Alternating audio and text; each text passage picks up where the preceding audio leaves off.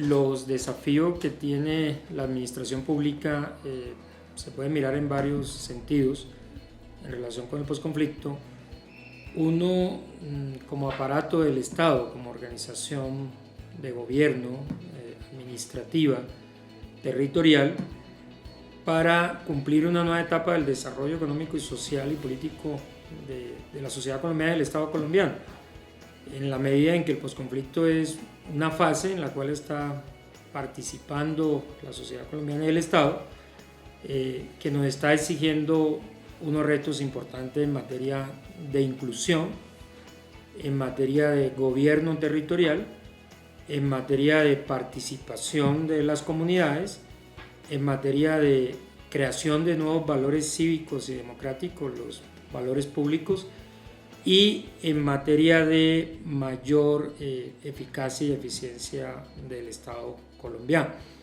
En otro sentido, como disciplina, es decir, lo que investigamos, lo que enseñamos y lo que explicamos, nos va a presentar también muchos retos porque en general la administración pública en el mundo está en una transición que no se ha podido definir todavía cuál es el modelo, pero lo llaman nuevo servicio público, nueva gobernanza pública, gestión de lo público, y en todo caso pasamos de la administración pública tradicional y de la nueva gerencia pública a un nuevo modelo donde la ciudadanía es muy relevante, donde las tecnologías, la información y las comunicaciones son muy relevantes, y donde los gobiernos y las organizaciones van a ser inteligentes. Tecnología, la información y las comunicaciones para integrarse con los ciudadanos, pero también para organizarse y gestionar. Yo diría entonces que el mayor reto que tendría la administración pública como práctica, como organización del Estado y como disciplina, es fundamentalmente los retos de la nueva organización territorial, de cómo vamos a resolver territorios que no están incluidos, poblaciones que no están incluidos, y la escasez de recursos para que esas diversas poblaciones puedan ingresar. Los modelos tradicionales de administración pública no sirven ahí nos va a tocar reinventarnos toda la forma de organización y gestión de asuntos públicos. Esa sería mi primera presentación, profesor Alejandro. Bueno, entonces haría énfasis como atendiendo a ese marco que ha señalado Castro, lo que es fundamental, estructurante del asunto. Haría énfasis en algunos de los aspectos que has señalado. Un punto fundamental va a ser el asunto de administración de justicia.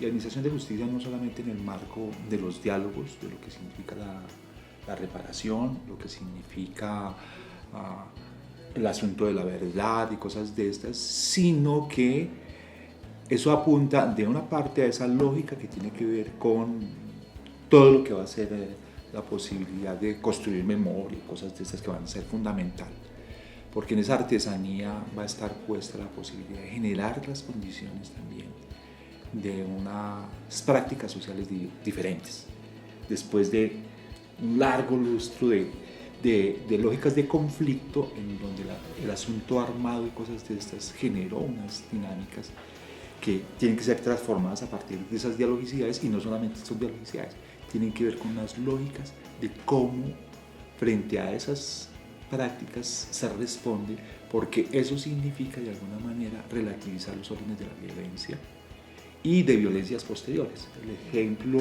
de Centroamérica es patético, ¿no? O sea, no es suficiente con una administración que se ocupe de lo procedimental en el asunto, en términos de administración, sino que se tiene que abrir a un conjunto de prácticas específicas de administración de justicia que tenemos que recomponer, y tenemos en ese marco también una confluencia del orden internacional y de las experiencias de otros lados que son importantes. Ese es un punto. Digamos que eso es hoy una enseñanza en términos de gestión pública por las experiencias que se dieron en los procesos centroamericanos y en otros escenarios fundamentales. Ese es un eje de administración de justicia. El otro eje de administración de justicia fundamental es que hay que responder frente a una lógica en donde esa administración de justicia ha tenido problemas en términos de lógicas que tienen que ver, de un lado, con el problema de la propiedad, la tenencia de tierras y cosas de estas, con ocasión de también los órdenes delincuenciales. Es uno de los aspectos estructurantes fundamentales de todas estas experiencias, en el caso nuestro, es que hay una recomposición de las formas de articulación de las ilegalidades, por decirlo así. Y entonces, y de mecanismos expeditos de otro orden de la administración de justicia que tiene que ver con las lógicas de reparación y de una reparación que tiene que ver con dinámicas como lo has señalado en términos de política social.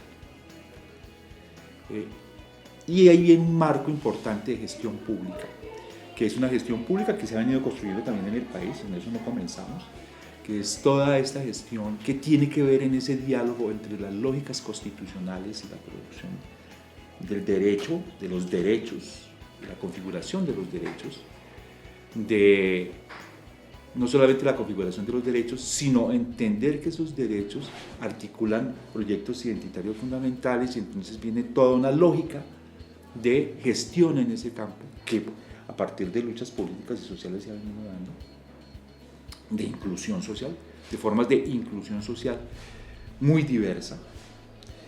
Sobre eso ya tenemos una experiencia interesante porque además se daban los marcos del conflicto, ese tipo de luchas, y que genera unas lógicas de administración centrada en derechos, en la instrumentalización de derechos que hemos venido trabajando, en las que se ha construido progresivamente, pero ahora se va a ampliar radicalmente esas exigencias. Y esas exigencias no solamente tocan prácticas de gestión, concepciones de manejo de programas, de proyectos, de la estructuración de servicios, como se viene haciendo, sino igualmente de apertura a lo que has señalado en el orden local. O sea, por las diferencias radicales que existen en términos de las lógicas de gestión local en nuestro país, que van más allá de las categorías municipales y cosas de estas. Y entonces se abre un conjunto de demandas fundamentales que tocan varias cosas. Primero, y ahí cabe la escuela fundamentalmente también, no solamente la escuela sino otros, es la construcción de una capacidad de servicio público, como lo has señalado, como tú lo has señalado, que apunta hacia otra cosa. Y que apunta hacia otra cosa en términos de fortalecimientos de las administraciones locales. No solamente con gente que se va a reinsertar en procesos de las lógicas locales para administrar desde otra perspectiva, sino también entendiendo que la administración no puede quedar simplemente en el diseño organizacional, lo procedimental y el mandato legal o la construcción, sino que eso, como lo hemos vivido nosotros y como lo estudiamos, tiene una dimensión que va más allá. En el orden municipal está una gestión pública que se tiene que volcar a discutir lo del agro local específico, los proyectos productivos, las potencialidades específicas, ¿sí? Y en una perspectiva de administración que no solamente sea lo procedimental, estas cosas, que la escuela pues siempre ha sido abierta a eso, pero va a ser un nicho fundamental, entender esa dinámica local. Entonces se nos impone de algunas maneras, si bien unas agendas nacionales en eso, unas agendas de posicionamiento de saber local, administrativo, muy aterrizadas sobre zonas muy diferenciadas. Y en eso tenemos que desplegar una capacidad importante, la escuela, y no solamente la escuela, porque ese es otro elemento, hay otros que lo hacen. El SENA se está abriendo igualmente esas posibilidades, universidades regionales están jugando ese proyecto, y entonces ahí es fundamental liderazgos en términos de saber administrativo que ha estado puesto en la escuela para abrirse un poco a ese lugar. Yo señalaría ese punto fundamental. Y unos núcleos iniciales para que lo señalemos, es todo el proyecto de una doble lógica entre los diálogos de las FARC y el proyecto que tiene los acuerdos, que plantean un asunto frente a la ruralidad y cosas de estas que nos ponen en ejes un punto de la administración que tiene que ver con el orden de la propiedad y con el orden de la propiedad de la tierra y cosas de estas, y las falencias, la gestión, las lógicas de la producción del territorio impresionantes, hay en varios niveles, ¿no? desde la disposición de planos y cosas de estas, desde eso que da la posibilidad del orden de la propiedad y su manejo, en esos diálogos que se están colocando, y del otro, de unas dinámicas internacionales y supranacionales de una gran producción agrícola extensiva y cosas de esas, en dos modelos jodidos ahí que vamos a tener puestos. Y además en donde se nos va a abrir unos territorios, en el caso colombiano, que antes no habían sido copados por el asunto de la guerra. O sea, no había mecanismos para garantizar. Entonces, en el orden internacional y supranacional, el orden empresarial se va a abrir esos lugares, y entonces frente a eso necesitamos también unos hábiles gestores públicos que estén sobre eso. Creo que ese es uno de los puntos también puestos. Yo estoy de acuerdo con el profesor Alejandro, creo que es un buen análisis, sobre todo me parece que el método también es conveniente, ubicarse en un sector o en un área del gobierno y de la administración pública como es la administración de justicia. Y en ese segundo punto quisiera continuar con tu presentación en el sentido de los retos que tenemos en materia de desarrollo económico y social, vía el desarrollo agrícola o el desarrollo rural del país, que implica la incorporación no solo de poblaciones que no estaban incluidas, sino de territorios que no estaban incluidos. Eso va a implicar un modelo de organización y gestión de asuntos públicos y de políticas públicas distinto. Debe incluir al Estado, a los particulares, al tercer sector, pero sobre todo a la comunidad. Va a cambiar entonces los alcances que teníamos solamente de una gestión estatal de estos asuntos públicos a una gestión mucho más amplia, que como lo señalas tenemos experiencia, pero tenemos que fortalecerla mucho más. La decisión que va a tener que tomar el Estado, porque esto implica cambiar su modelo de desarrollo también, desarrollo económico, político y social, su modelo de desarrollo poblacional, digamos, la probabilidad de que haya una redistribución de la población en todo el territorio nacional para que se pueda articular esa, digamos, modelo de desarrollo económico agrícola que tiene implicaciones sociales, pero también toda la articulación de los demás servicios, educación, salud, vivienda, y como tú lo señalas claramente, un modelo integrado no solamente a la integración de poblaciones y territorios, sino sobre todo un modelo de gestión pública basada en derechos, en el reconocimiento de derechos, muchos de los cuales el Estado no tiene para financiarlo, que va a tener que buscar alternativas también de financiación. Retos importantes para gobernar, para gerenciar y sobre todo para ese nuevo servidor público. Ya lo señalabas en materia de comprensión de los conflictos, de solución de esos conflictos y cómo integrarlo a la formulación de políticas públicas y a los modelos de atención y servicio público. Yo creo que eso va a ser un reto muy importante. La escuela puede aportar mucho en su experiencia, de luego va a tener que articularse a las redes de universidades y de instituciones de investigación y de particulares, porque solo no lo va a poder hacer, pero tiene la ventaja, digamos, de tener una mayor experiencia que las otras universidades y que los otros institutos.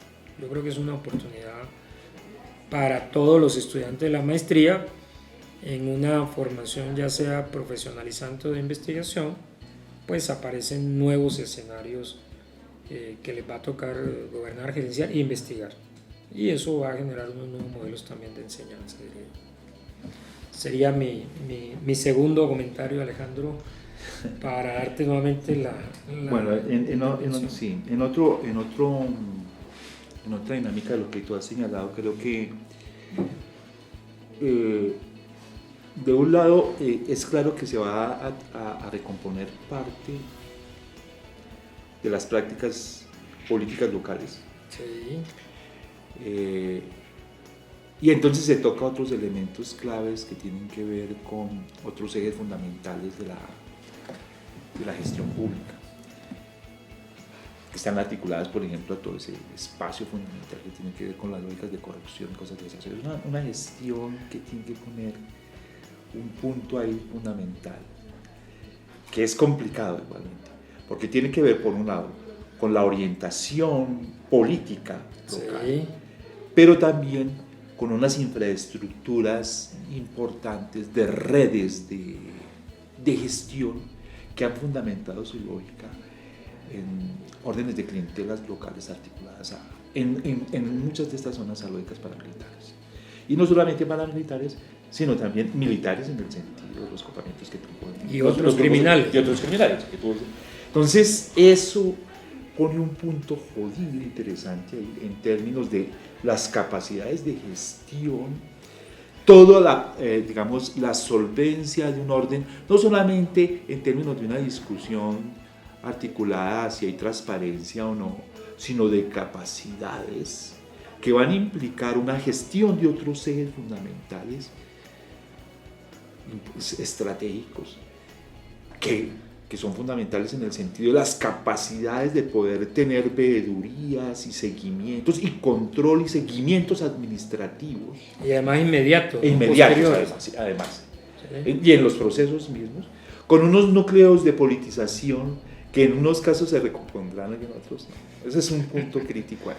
Y también en otras lógicas de la gestión fundamental, articuladas aún a temas para nosotros grandísimos como es el diseño y reconfiguración de todo lo que significa las formas de contratación pública, Así es. que son centrales por las lógicas de un lado de tercerización que se han constituido en mecanismos de órdenes de gestión fundamentales y que en nuestro caso los hemos venido estudiando y apoyando, pero que sobre las cuales todavía no tenemos una dimensión de lo que ha significado ese orden de producción de las lógicas de gestión pública. Creo que ese es uno de los puntos neurálgicos, duros, articulado a lo que tú señalabas, que es el asunto de las capacidades, y de dónde se va a sacar el dinero, o sea, y de qué modalidades, y qué capacidad tiene ahí, y empiezan a retomarse nuevamente todo ese eje que fue el proceso de descentralización, el gran tema de la descentralización, porque en buena medida lo que hemos tenido ahora es todavía, y aún en la misma lógica de los diálogos de paz y de lo que se está desprendiendo, una lógica muy, muy, muy centralista, fuertemente centralista, que tendremos que empezar a reconsiderar y mirar sus alcances con ocasión de eso. Ok.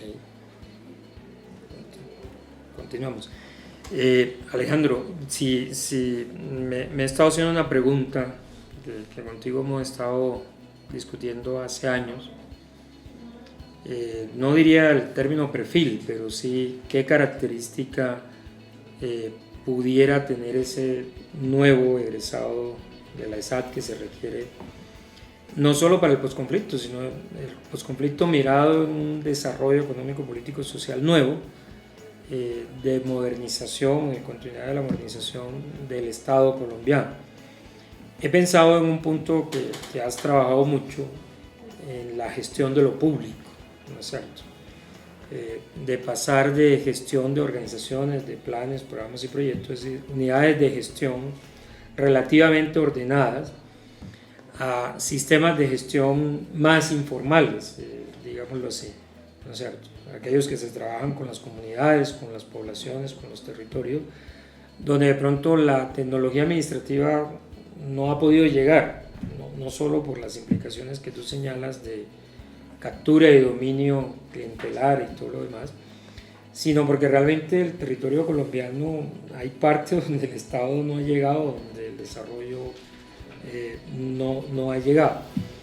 Esa gestión de lo público tiene un elemento muy importante que tú acabas de señalar, y es la politización, es decir, la conciencia política de los diversos actores, y no me refiero partidistas solamente, sino me refiero una posición en relación con su lugar en el territorio, en la población, las demandas al Estado, en fin.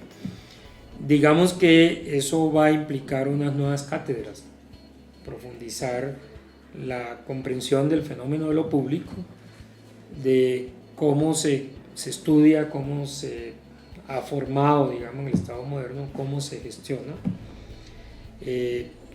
Va a implicar también, digamos, nuevas metodologías de análisis de eso que llamo lo público. Yo veo ahí un reto muy relevante, y creo creo que tenemos ventaja.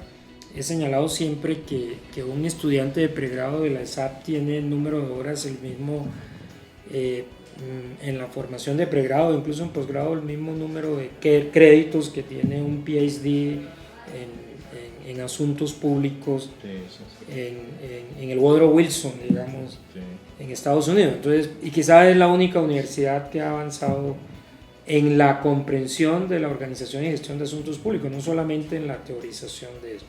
Yo creo que hay un reto importante y la ESAP podría tener esa ventaja anticipada que hace 15 años o 20 bajo tu liderazgo hemos iniciado y nos va a permitir entonces asumir retos concretos como la generación de nuevos valores cívicos y democráticos, nuevos valores públicos, cómo es que lo vamos a asumir con diversos actores ahí. Yo veo un reto muy importante y una ventaja en la formación de la escuela que seguramente la vamos a tener que profundizar. No sé qué piensas tú. Yo creo, me parece que has colocado como uno de los temas fuertes, duros también en ese punto, con todo lo que has señalado. Por ejemplo, hablamos de la discusión de la organización en términos de derechos. Sí. Pero el asunto que se nos ha desplegado, y en eso yo creo que la escuela estaba ahí cercana en puntos que se van a abrir y que se vienen abriendo por eso, es hablar de administrar sobre la base de derechos y reconocimientos.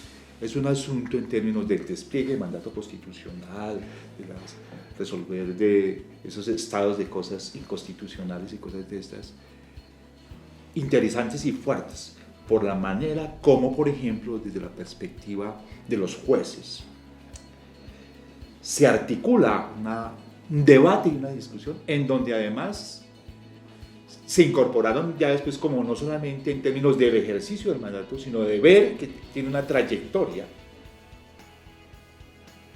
el sentido del mandato para garantizar el derecho. Y entonces montan lógicas evaluativas y de seguimientos, que son hasta de naturaleza administrativa, de esa naturaleza. Y bueno, se nos presenta a los administradores un punto interesante, porque en unos puntos nosotros no discutimos exclusivamente de si se aplica el derecho o no, sino el problema fundamental de cómo se gestiona eso, o sea, cómo se instrumentaliza, se baja, tiene efectos en procesos y procedimientos, tiene efectos en estructuras de servicios, tiene efectos, y además con una ampliación en esas dinámicas que se han colocado, como por ejemplo la integralidad del orden del mandato, en donde nos exigen y le exigen a las administraciones públicas al mismo tiempo articular educación con salud, ¿sí? en términos de esos órdenes de integralidad. Cuando de un lado tenemos dinámicas administrativas que se juegan en sectorialidades jurídico-legales que son estrechas, y entonces tenemos que pasar a otros planos para poder pensar las sectorialidades en términos de procesos, de procedimientos, y lograr esas unidades difíciles en términos de la construcción ahora mediadas desde los órdenes de la asistencia nacional, regionales y locales. Entonces, ese ha sido un desafío que se nos ha presentado en los campos administrativos impresionante, para poder pensar las estructuras de servicio, para poder pensar aún en cosas tan difíciles como los instrumentos de seguimiento, las lógicas de focalización. Es todo un reto el que se nos ha armado en esas experiencias. Y entonces ahí han surgido, además con lógicas muy disímiles y con experiencias institucionales muy diversas. Entonces uno coge niñez o coge, por ejemplo, juventud, y entonces todas estas líneas no son nada congruentes en puntos. Y para nosotros ha constituido un reto interesantísimo. La dinámica misma de nuestros procesos nos ha impuesto el ir más allá de una discusión aún de si estamos en tal tipo de gestión o no, de esta tradicional, porque se nos impone no solamente esa formación de cuadros administrativos y cosas así, y ese es como un primer lugar. Y en un segundo lugar, una composición fundamentalmente diferente del funcionariado. Que se nos abrió no solamente por lo de carreras y cosas de estas, sino porque aún en los procesos de tercerización, quienes prestan servicios no estatales adelantan funciones gubernamentales con efectos que son muy diferentes en términos de la organización que presta el servicio, pero que son un efecto permanente de la lógica de Estado. Préstela o no, con privado o no. Entonces ahí estamos, y además con formas de configuración de grupalidades de funcionarios que cambian en el tiempo vertiginosamente, según sea quienes puedan acceder o no a las lógicas de seguimientos administrativos por medios contractuales, cosas de estas. Entonces, tenemos un reto, hemos tenido un reto ahí, para amarrar todos esos aprendizajes que nos ponen en tensión tradiciones de formación, porque también ese es otro elemento importante. Han emergido núcleos de formación académica muy diversos, por el mercado educativo, Serpilo Pardo, cosas de estas. Han abierto esto, impresionante, y no con la tradición de, por ejemplo, el profesorado que tendría la escuela u otros se jugaron regionalmente ahí, el Valle, en Antioquia, que tenían unas tradiciones de otra naturaleza. La escuela de minas fue administrativa desde siempre. Entonces, entonces tenemos esa otra dinámica que tú apuntas con fortaleza, y esas lógicas de gestión que son recurrentes en el reclamo social, pero que no son nada fáciles, porque para nosotros se constituye en todo un problema de diseños organizacionales, de tensiones en esas lógicas, y además de pocas capacidades de recursos económicos en unos puntos, o de reordenación de ese orden de saber, que son un reto para quienes piensan y trabajan con las lógicas administrativas. Se me ocurre un último punto de debate ya, el docente, digamos, las implicaciones que tiene de las competencias de una persona formada en administración pública, digamos, en diseño, en gestión, en evaluación. En el punto que tú tocas del diseño, nos habíamos acostumbrado a modelos de diseño homogéneos, únicos, que quizás el único avance que habíamos hecho hace 30 años y que seguimos todavía son los modelos tipos, como con diversos niveles, pero ya eso es insuficiente y no alcanza para absolutamente organizar, digamos, la dinámica territorial o poblacional o de tipo de servicio. Yo creo que ahí vamos a tener que hacer una especie de innovación abierta. La innovación abierta era aquella que, por diferencia de la cerrada, donde un equipo de desarrollo e investigación lo hacía, ahora es abierta, pues en este caso, la ciudadanía de las comunidades. Y yo creo que va a ser un reto para la enseñanza, porque estamos acostumbrados a modelos estándares, incluso de control o de gestión, y yo creo que eso ya no va a servir, ni siquiera, digamos, para organizaciones en centros urbanos, pero sí que menos para organizaciones que prácticamente van a tener que inventarse con nuevos diseños en estos territorios. De manera que yo creo que el docente de administración pública va a tener que tener una competencia mucho más abierta en todo el sentido de interacción, de investigación, de observación y de seguimiento de esas nuevas formas territoriales, en la medida en que nos va a tocar es aprender de lo que vemos y no tanto enseñar para lo que van a hacer los demás. Y eso va a cambiar pues la perspectiva de enseñanza y de aprendizaje. Y para los estudiantes pues será una oportunidad muy interesante, porque entra en un momento en que prácticamente tenemos que volver a crear los diseños y a transformar los diseños que tenemos. Yo veo ahí una oportunidad importante, un reto muy exigente, que va a tener que cambiar también el modelo de aprendizaje y de enseñanza de los docentes para poder planear la enseñanza y el aprendizaje. No sé qué consideras ahí. Me parece que igualmente nos colocas en todos los puntos complicados y de los retos duros, ¿sí? Cómo se nos abren los saberes administrativos públicos, de la gestión, del gobernar, ¿sí? Y se nos ponen otros retos interesantes porque en buena parte nuestros planes de estudio se siguieron con las lógicas de la administración nacional, la administración sectorial y la administración local. Y por ejemplo, es claro que hoy una ciudad como Bogotá no es un orden local tradicional del pequeño, que exige y que tiene lógicas autonómicas en términos de su posicionamiento global, independiente de otras ciudades. De unas dinámicas que tienen que ver no solamente con las lógicas de ciudades-región y cosas de esas, sino con otras aperturas que no son administrar localmente en el sentido tradicional. O sea, una metrópolis como una ciudad como Bogotá tiene unas lógicas de formar para la gestión en puntos con autonomías casi de Estado, entre comillas, para hablar con otras ciudades y otros países como proyecto autónomo de gestión. Y tenemos muy pocos administradores que tengan, por ejemplo, la lógica de pensar que no es un orden local, que no es un orden nacional, que es otra lógica. Estas ciudades,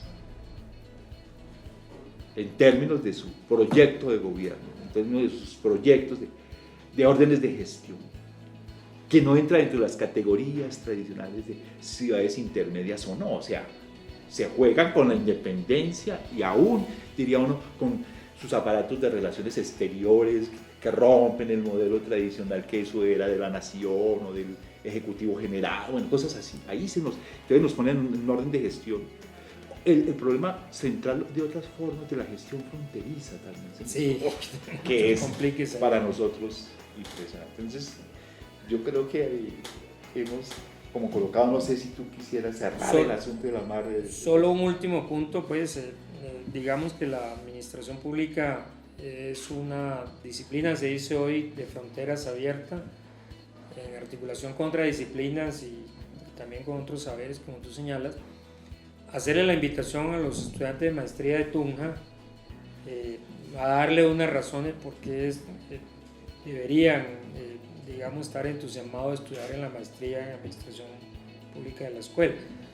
De mi parte yo diría lo siguiente, digamos que el modelo que escogió la escuela es multitemas y multidisciplinario, incluye temas de gobierno y políticas públicas, la gestión y organización territorial, la economía pública y la organización y gerencia pública, y un tema transversal en el cual yo creo que tenemos una ventaja sobre la mayoría de las universidades, y es el tema de problemas, asuntos públicos y en general la comprensión de lo público, que está hoy como el primer objeto de estudio en todas las escuelas de administración pública del mundo.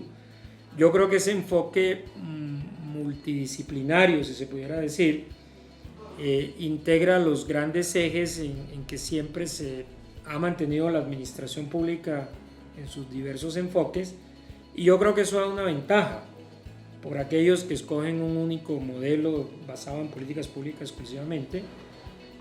Me parece que eso les va a generar una perspectiva mucho más completa, más realista de lo que se requiere en el país, y por eso los invitaría a estudiar con mucho entusiasmo la maestría, y de luego un grupo de docentes académica, profesional y laboralmente experimentado en estos temas, de manera que bienvenidos a los estudiantes de maestría de Tunja. Te dejo para la invitación. Entonces, bienvenidos y gracias. Okay. Y ha sido un placer estar contigo. Igualmente, Alejandro, muchas gracias a las autoridades académicas.